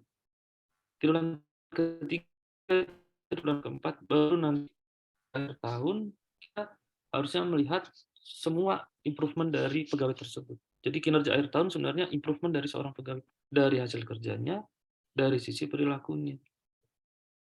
Dan itu kalau kita mau tuker-tukeran, kita ke BUMN ya, kita ke swasta, ya itu juga yang dinilai gitu. Karena apa? Kalau kita lihat hanya di akhir tahun saja, Pak. Ya pegawai, bodo amat saya sama triwulan 1, 2, 3, yang penting nanti akhir tahun. Gitu ya. Jadi ini adalah overall dari bagaimana improvement pegawai dalam 1 tahun. Dari hasil kerjanya, dari perilakunya. Kita tidak pakai hitungan-hitungan matematika, Pak. Kita judgement pimpinan. Dan ini berlaku juga untuk pegawai yang pindah unit. Misalnya di bulan Juni ini pindah unit nih. Ya, yang memberikan judgement ya pimpinan di unit barunya. Makanya pimpinan barunya nanti kan akan melihat juga record SKP yang bersangkutan tuh. Kalau sudah by system gitu. Kalau by manual memang agak susah, Pak. Makanya ketika rapot itu ada, Pak. Rapot itu nanti dibawa ke pimpinan barunya. Pak, ini rapot semester triwulan 1, triwulan 2 saya, Pak. Ini catatan pimpinan saya yang terdahulu. Saya bagusnya di sini, saya kurangnya di sini. Ekspektasi Bapak seperti apa? Jadi guyup gitu pimpinan sama pegawainya. Kalau dulu pimpinan nyari pegawainya susah, sekarang pegawai dan pimpinan yang ini mana pegawai saya, mana pimpinan saya gitu. Tujuannya itu sih, Pak. Gitu ya, Pak ya. Iya, Jadi makasih kita Mas lihat Yudi. overall improvement-nya. Ya. Silakan Bu Rika. Ya, makasih Pak Yudi. Nah ini kalau lihat dari sini ya memang perlu berlatih ya Pak Yudi. Karena ya namanya juga perubahan kita perlu belajar gitu ya untuk menyesuaikan, beradaptasi gitu. Nah ini sebelum ini masih ada teman-teman yang ingin bertanya? Oke, ternyata ada. Silakan Bu Ani dulu, baru nanti Pak Sam ya. Silakan Bu Ani. Terima kasih Bu Rita. Pertanyaan saya mohon arahannya Pak Yudi terkait mekanisme pengaplikasian kredit kinerja ini terhadap angka kredit yang dipersyaratkan untuk permintaan makan. Adapun periode terdekat kan adalah Oktober. Nah ini mohon arahan dan gambaran. Apakah kemudian ketika kinerja periodik 1 bernilai baik, kemudian dibagi 4 atau bagaimana Pak? Karena kan ada fluktuasi ya Pak ya untuk kinerja periodik mungkin 1, 2, 3, 4 dan tahunannya. Terima kasih Pak, mohon arahannya. Ya, silakan Pak Yudi. Iya, makasih Bu Ani. Jadi kalau kita baca di Permenpan 1 2023 ya, pedoman untuk konversi itu nanti ada di KBKN.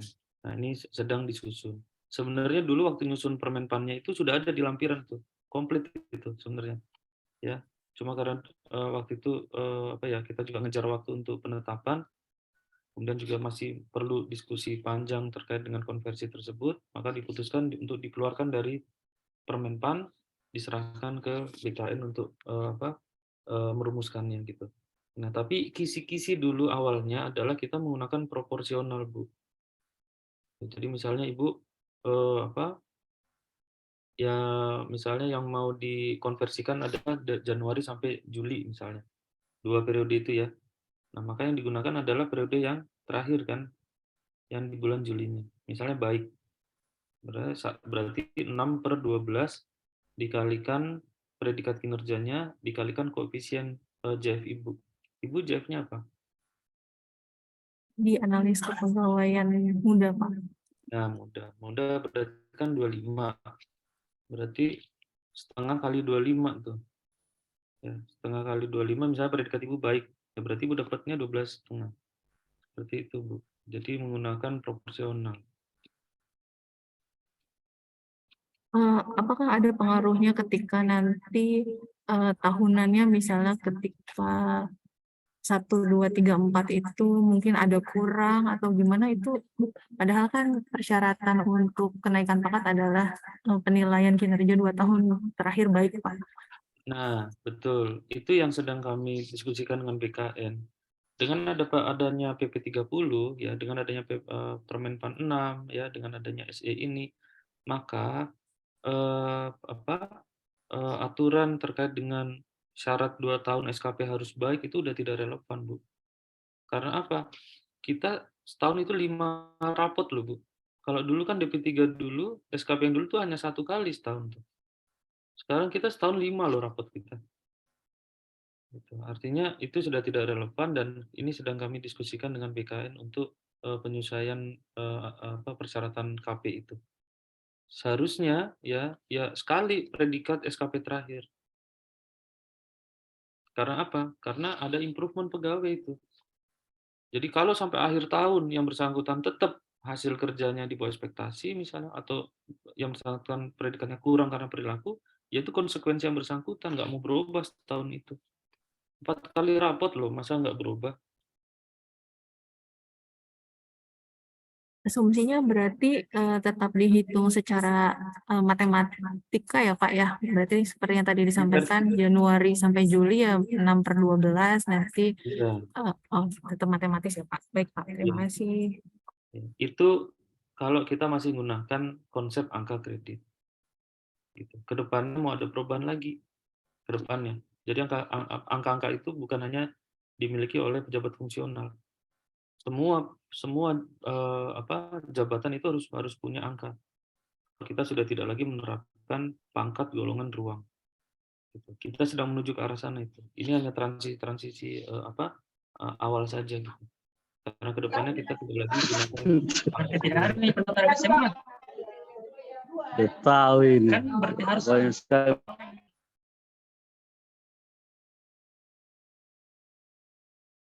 Kalau sudah cukup, silakan Pak Sam. Kami ini kan, silakan. Ya, terima kasih Ibu Rika, Pak Yudi. Mungkin pertanyaan saya ini kembali lagi seperti yang ditanyakan Pak Hendra tadi. Mohon maaf Pak Yudi karena memang belum paham terkait dengan predikat unit. Kalau misalnya predikat unit kami itu misalnya ditetapkan baik, apakah nanti di akhir tahun penilaian SKP pegawai itu misalnya pegawai kami itu ada 60. Dari 60 itu apakah harus memang ada yang sesuai distribusi normal tadi itu, ada yang kurang dan ada yang butuh perbaikan. Atau kalau misalnya terakhir karena di setiap TW itu ada improvement pegawai, kemudian nanti di akhir tahun semuanya pegawai kita nilai SKP-nya baik semua. Apakah sesuai dengan itu atau menyalahi kaitannya dengan distribusi normal tadi, Pak? Mungkin itu saja, Pak. Mohon diberikan penjelasan, ya karena memang belum paham. Terima kasih. Baik, saya langsung jawab ya Pak Sam. Ya, silakan Pak. Sebentar. Jadi sekali lagi, untuk predikat kinerja unit baik, ini harus ada pegawai yang predikatnya butuh perbaikan atau kurang, Pak. Ya. Kecuali kalau unit Bapak istimewa. Kalau unit Bapak istimewa, ya hanya dimungkinkan saja, Pak. Tidak harus, gitu. Iya. Karena kalau unit kalau tidak harus ada butuh perbaikan atau kurang, apa bedanya istimewa dengan baik gitu. Unit yang istimewa sama unit yang baik. Karena fokus kita adalah untuk improvement pegawai. Apalagi predikat unit baik, coba kita lihat definisi dari predikat unit baik, Pak ya. Predikat unit baik itu apabila sebagian besar PK itu tercapai, Pak, kalau dari sisi hasil. Artinya kan ada PK yang nggak tercapai, Pak. Nah, kalau ada PK yang nggak tercapai, kan berarti ada pegawai yang tidak berkontribusi ke pencapaian PK itu. Gitu. Jadi kita harus lihat definisi kinerja unit baik itu gimana, gitu. Baik itu ada PK loh, Pak, yang nggak tercapai. Gitu. Kemudian ada ekspektasi pimpinan yang nggak mendapat respon positif, gitu. Nggak terlalu happy pimpinan ini sebenarnya dengan unit ini. Karena ada yang tidak dideliver ekspektasi dari pimpinan di atasnya, gitu. Satu, PK-nya ada yang nggak tercapai. Kedua, ada respon negatif terhadap ekspektasi yang dideliver unit di bawahnya, gitu. Ya masa pegawai nggak ada yang butuh perbaikan gitu, Pak? Atau masa pegawai secara perilaku perfect semuanya gitu? Tapi yang paling mudah, kalau PK-nya ada yang tidak tercapai, Pak, berarti kan ada pegawai yang tidak berkontribusi ke situ. Berarti bayangan kami ya, Pak, kalau ada PK itu kan di breakdown, didistribusikan ke seluruh pegawai kan? Strategi Bapak itu kan didistribusikan ke seluruh pegawai, Pak. Iya. Berarti ada tim yang nggak kerja itu. Entah timnya nggak kerja atau strategi Bapak gitu. Bisa jadi pimpinannya yang kena, pimpinan yang predikatnya itu kurang gitu. Ini persoalan leadership dengan unit itu adalah rating sesuai ekspektasi untuk pimpinan unit, ya. Tapi perilaku pimpinan unit belum tentu. Bisa jadi perilaku pimpinan unitnya yang di bawah ekspektasi. Kalau perilaku pimpinan yang di bawah ekspektasi, ya yang bersangkutan itulah yang kena, Pak. Gitu, Pak ya. Jadi ini kenapa predikat baik itu harus ada pegawai yang butuh perbaikan ya atau predikatnya kurang karena definisi baiknya itu sendiri di unitnya itu. Ada PK yang nggak tercapai gitu. Gitu ya Pak Sem ya, mudah-mudahan menjawab Pak. Iya, jadi kalau di akhir tahun itu Pak penilaian SKP kita, berarti misalnya pegawainya 60 itu nggak mungkin ya Pak ya, 60-nya itu semua baik ya, Nggak mungkin. karena nilai predikat unitnya cuma baik. Iya, betul. Ya, oke terima kasih Pak. Baik. Kalau 60 itu 7 kali 6 42 ya.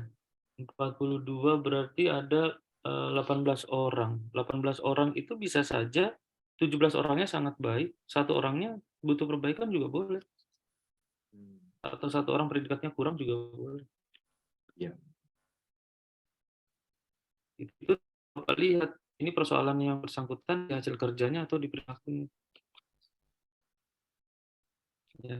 Sekali lagi ini untuk menguji leadership Bapak Ibu semuanya. Nanti akan kami review ya ini sebentar lagi akan kami review ya untuk yang pelaksanaan dari SE3 ini. Ya, siapa pimpinan yang tetap memberikan predikat kinerja baik semua di saat unitnya baik. Nah, ini akan menarik nanti, Pak. Ya, karena kemungkinan nanti akan ditolak kenaikan pangkatnya oleh BKN. Gitu, Pak Sem. Baik, terima kasih Pak Yudi. Terima kasih. Ya.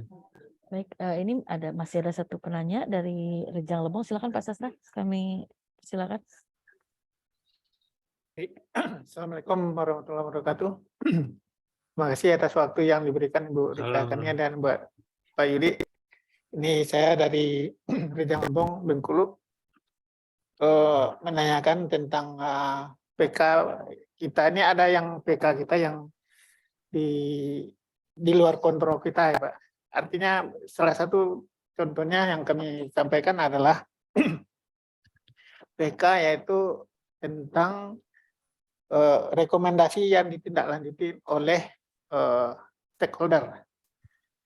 Kita untuk menilai ini apakah bagaimana kita menentukannya, Pak ya? Kalau seandainya dari penilaian dari 4 siklus tadi, ya, 4 siklus tadi, di mana will dari stakeholder kita itu rendah misalnya. Nah, dalam hal ini kami juga agak kewalahan juga karena setiap satu hasil pengawasan kita yang didapat, kami sudah memberikan surat kepada stakeholder terkait di wilayah kerja kita. Namun dari jumlah stakeholder yang rekomendasi yang kita berikan itu sangat minim ditanggapi oleh stakeholder. Dan itu yang salah satu contoh. Kemudian yang kedua adalah contoh dari kedeputian yaitu perkara yang akan didapatkan di tahun tersebut. Misalnya kita ditargetkan 1. Di TW1 kita belum dapat perkara tersebut. TW2 juga belum. Perkara apa, Pak? Perkara di bidang obat dan makanan. Kasus maksudnya Pak Yudi. Jadi ada biasanya ada syarat apa namanya? Ada ini ya Pak, target perkara gitu untuk penindakan Pak. Untuk penindakan, ya betul. Ya target perkara di penindakan. Ini kan di luar kontrol kita juga. Kalau seandainya dari TW1 sampai TW3 tidak kita dapatkan. Nah ini bagaimana penilaian di siklus ada 4 siklus ini. Nah apakah nanti bagaimana perhitungannya itu Mbak. Jadi memang di kita ada yang satu PK yang bisa kita handle dan ada juga yang PK yang di luar kendali kita Pak. Oke. Itu maksudnya bagaimana pola kita untuk penilaian ini. Terima kasih. Oke Pak. Baik. Saya langsung ya Bu Rika ya. Silakan Pak Yudi. Baik Pak. Itulah yang membedakan kinerja unit dengan kinerja individu Pak. Ya. Itu yang membedakan hasil kerja pimpinan unit ya dengan hasil kerja individu yang lain.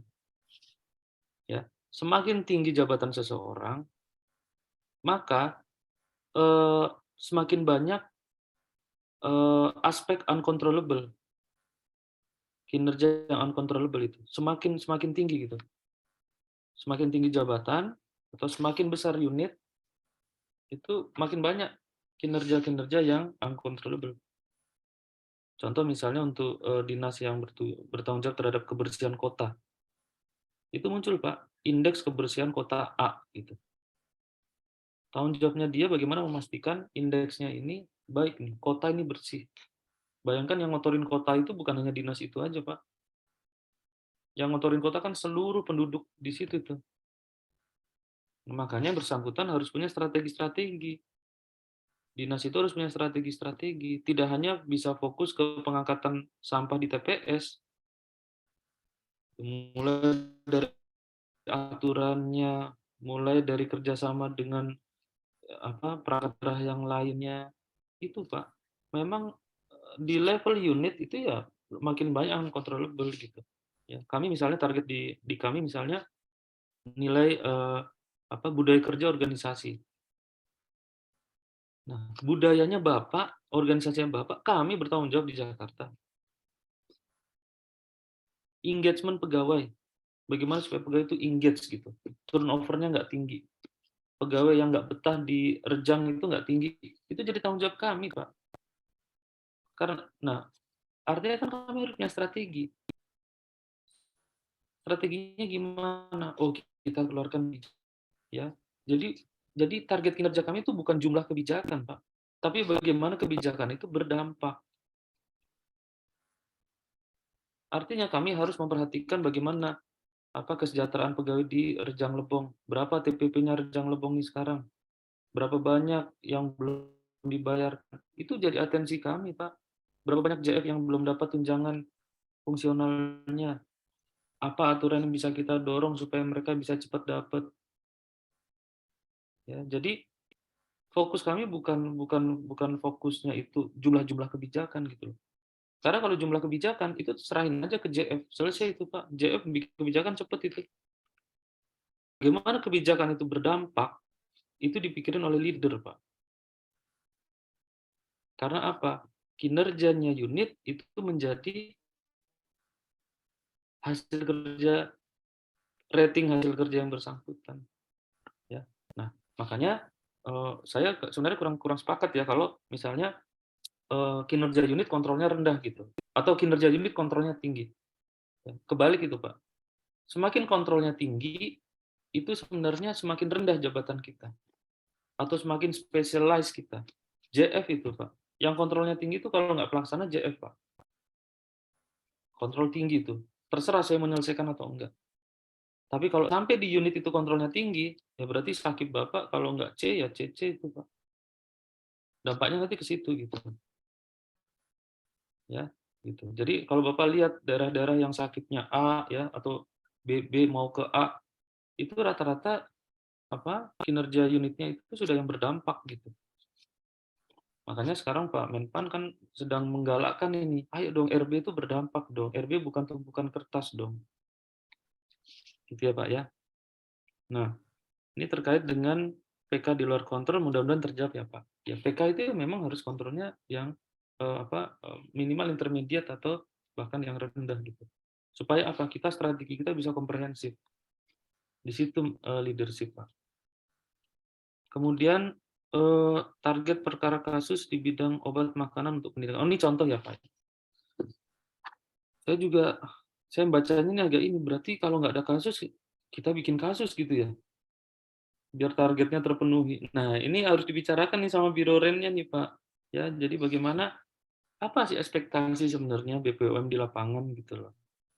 Apakah jumlah kasus gitu loh. Kalau jumlah kasus saya agak sedih gitu. Mungkin bukan jumlah kasusnya yang perlu ditindaklanjuti gitu loh. Coba kita ke lapangan ya, apa sih ekspektasi masyarakat? Bagaimana jajanan makanan di sekolah itu aman gitu ya? Misalnya ya, orang tua saya ngeri juga Pak, anak saya jajan sembarangan di lapangan di sekolahnya, makanya selalu saya bawakan betul gitu. Saking nggak percayanya saya sama jajanan di sekitar sekolah gitu. Nah, BPOM harusnya bisa masuk ke situ. Bagaimana supaya trust kepada sekolah yang lewat BPOM itu lebih bagus lagi. Mungkin itu yang lebih kena gitu, berdampak gitu loh. Ya, kinerja ke depan ya harapannya tidak jumlah-jumlah sih Pak, tapi kinerja yang memang berdampak, yang menimbulkan trust publik gitu. Itu Pak Sasra. Kalau itu kita harus diskusinya agak pelan-pelan itu Pak. Harus merenung ya, harus ke lapangan. Gitu sih Pak. Ya, terima kasih Pak Yudi. Ini memang perlu pencerahan bagi kita semua nih, karena sampai saat ini dalam di Kedeputian tempat kita masih ditetapkan perkaranya gitu, perkara yang ditindaklanjut yang dapat di tahun tersebut. Jadi satuan ini adalah pelanggaran yang dilaksanakan oleh masyarakat yang kita jadikan suatu bentuk justisia gitu. Jadi ya, kecuali Pak, maaf Pak Sasra, kecuali kalau sudah ada pemetaan tahun sebelumnya, ya ini ada, atau bukan pemetaan tahun sebelumnya ya, di tahun berjalan ini lagi marak nih kasus misalnya makanan kadaluarsa di minimarket misalnya. Ya kan ada satu kota yang nggak ada yang nggak ada Indomaret, nggak ada Alfamart gitu loh. Mungkin pengawasan manajemennya agak kurang di situ karena dia nggak punya manajemen, dia self ini kan, manage kan, sehingga tidak ada QC control gitu dari rantai manajemennya. Nah, di daerah-daerah seperti itu peran BPOM Pak. Ya, nah ini mungkin saja bisa ada sudah ada kejadian nih. Kan perannya BPOM kalau menurut saya dua gitu, preventif ya sama penindakan kan. ya, betul. Gitu. Begini Pak, kami juga ada pemetaan daerah rawan kasus Pak. Jadi itu mungkin jadi patokan yang diberikan kepada kami. Jadi untuk itu mungkin di masalah waktu yang saya tanyakan ini masalah waktu penemuan dari kasus itu Pak. Jadi kalau di triwulan 1 dia tuh belum ketemu, triwulan 2 belum juga. Mungkin di triwulan 3 baru kita ketemukan satu kasus yang layak untuk dijadikan pro justisia. Nah, jadi penilaiannya bagaimana, Mbak? Mas Pak Yudi, itu maksud saya. Iya. Nah, sebenarnya kami juga menyiapkan Pak ya, namanya manual indikator. Ya, jadi SKP pimpinan tinggi Pak, atau pimpinan unit kerja mandiri yang bukan pimpinan tinggi, itu harus ada manual indikatornya, harus ada penjelasannya. Ya, apa maksud dari indikator ini gitu? Apa staging penilaiannya? Dikatakan misalnya berhasil 100% itu gimana? Berhasil yang 70% itu gimana? Itu harus ada penjelasan indikatornya, Pak. Kami sebutnya manual indikator. Harus clear di situ, ya. Jadi misalnya rekomendasi yang ditindaklanjuti oleh stakeholder. Apa makna ditindaklanjuti? Ini harus dijelaskan di manualnya. Ya. Itu diskusinya sebenarnya bukan di Biro Kepegawaian, Pak. Diskusinya sama Biro Perencanaan. Tapi kami support, Pak, nanti kalau mau ada diskusi karena itu nanti akan berpengaruh ke penetapan predikat kinerjanya. Harus ada manual indikator. Itu kesepakatan bersama sebenarnya. Sama kayak indeks penyelesaian kebijakan. Ya, karena kami sudah tidak ada lagi jumlah-jumlah aturan ya yang menjadi indikator kinerja unit, diganti dengan indeks penyelesaian kebijakan. Ya, kebijakan itu dikatakan nilainya 100 kalau apa? Misalnya kalau PP itu sudah selesai harmonisasi misalnya. Kalau permen 100%-nya kalau sudah ditetapkan menteri. Gitu. Jadi dibuat stagingnya gitu. Jadi Bapak ada panduannya nih. Oh, saya masih 30%, oh saya udah 40%. Terima kasih, Pak. Iya, sama-sama. Baik. Aduh, ini waktunya. Ini berarti terakhir ya, Mas Yudi, ada pertanyaan terakhir? Iya, terakhirnya saya harus geser Zoom juga nih. Betul. Bu Nunik, terakhir ya Bu Nunik, silakan. Iya.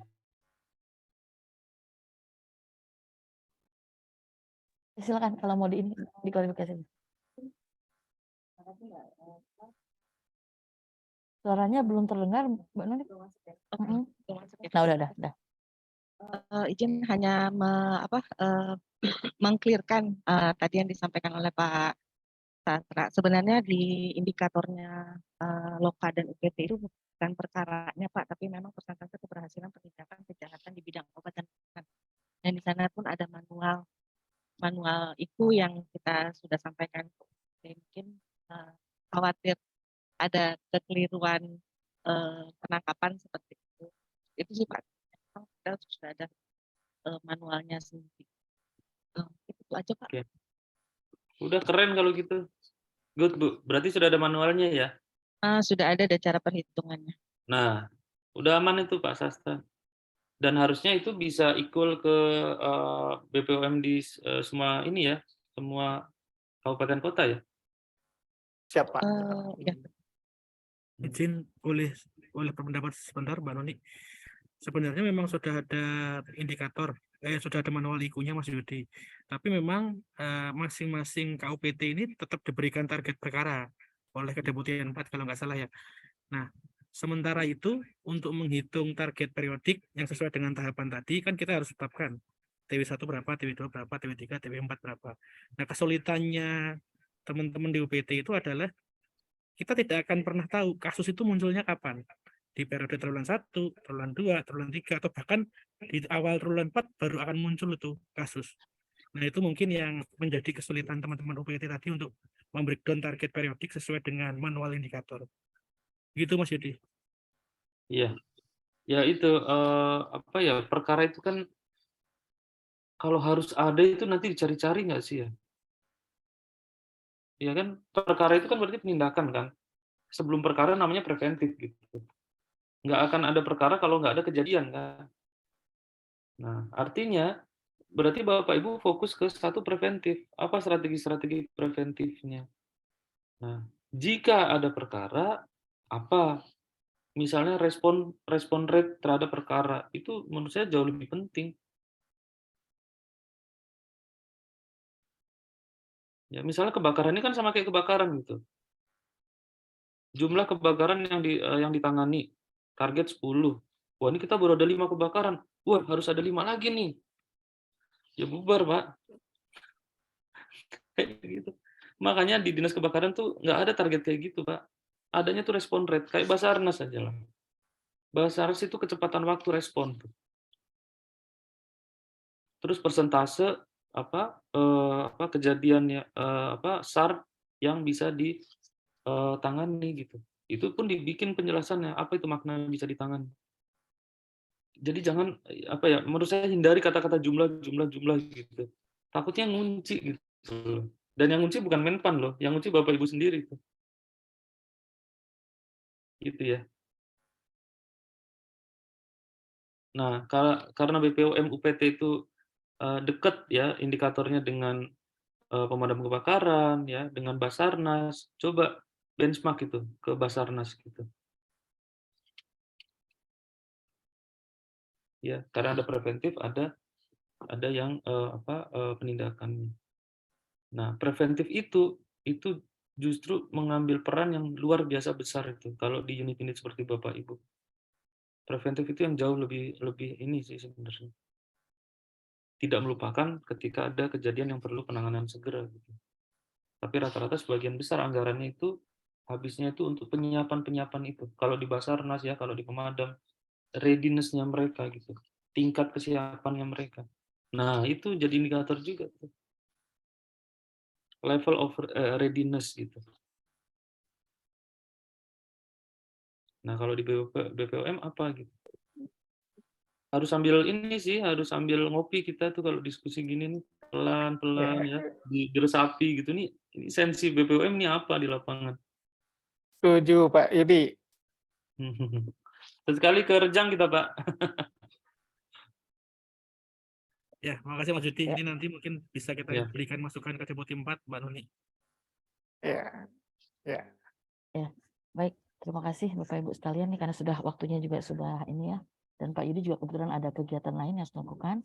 Makasih Pak Yudi. Jadi kalau tadi memang intinya sih sebenarnya tujuannya baik gitu ya, dan ini memang kita perlu beradaptasi untuk mulai berbagi-bagi lagi nih. Dan memang faktornya adalah leadership ya Pak Yudi. Karena memang ya itu tadi selama ini kan kita ininya ewih pakewih gitu ya kalau ngasih penilaian ke anak buah itu di luar baik gitu ya. Nah, ini mungkin memang para pimpinan harus mulai berlatih gitu ya. Itu barangkali terima kasih Mas Yudi, Pak Yudi sudah bersedia memberikan waktu kepada kami gitu ya. Saya akhiri. Assalamualaikum warahmatullahi wabarakatuh. Jadi Pak Yudi. Waalaikumsalam warahmatullahi wabarakatuh. Baik, Bapak Ibu, kami mengucapkan terima kasih atas diskusi aktifnya. Mohon maaf kalau ada kesalahan dalam penyampaian. Mohon dimaafkan. Kita bertemu lagi di kesempatan yang lain. Assalamualaikum warahmatullahi wabarakatuh. Waalaikumsalam warahmatullahi wabarakatuh. Ini saya lagi proses sharing filenya paparan tadi ya, sebentar. Ya, Kami tunggu Pak Yudi. Oke, ini lagi proses. Silakan lanjut diskusinya Bapak Ibu, kami izin untuk live. Ya, makasih Mas Yudi. Makasih.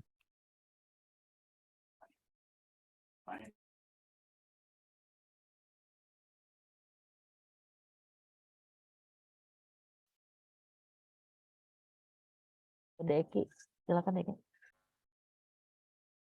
Ya, baik, terima kasih Pak Yudi, baik terima kasih juga Bu Rika. Izin Bapak Ibu, Bapak Ibu peserta kegiatan hari ini, kami mengucapkan terima kasih atas kehadiran dan partisipasi Bapak dan Ibu untuk kegiatan sosialisasi pagi hari ini. Mohon maaf apabila dalam penyelenggaraan masih banyak terdapat kekurangan. Kami juga mengapresiasi kepada narasumber kali ini yaitu Bapak Agus Yudi dari Kemenpan RB, dan juga mengapresiasi pada penyelenggaraan kegiatan kali ini yaitu Biro Sumber Daya Manusia Badan POM. Semoga Bapak-Bapak dan Ibu serta hari ini sudah hadir, bisa mendapatkan manfaat dari kegiatan kali ini. Saya Ki selaku pembawa acara hari ini mohon pamit undur diri, main intercom sambil membahas spesimen. sambil berdehem dan bersiul. Semua pegawai Badan POM siap berkomitmen wujudkan sistem manajemen kinerja unggul. Terlambat UKOM yang sudah lama dinanti akibat pandemi yang penuh ironi. Biro SDM Badan POM selalu di hati karena kami santun dalam melayani. Akhir kata, wassalamualaikum warahmatullahi wabarakatuh. Terima kasih Bapak Ibu semuanya. Jangan lupa untuk mengisi daftar hadir. Terima kasih. Terima kasih Mas Eki, waktunya mantap Mas. Penjelasannya dulu. Salam.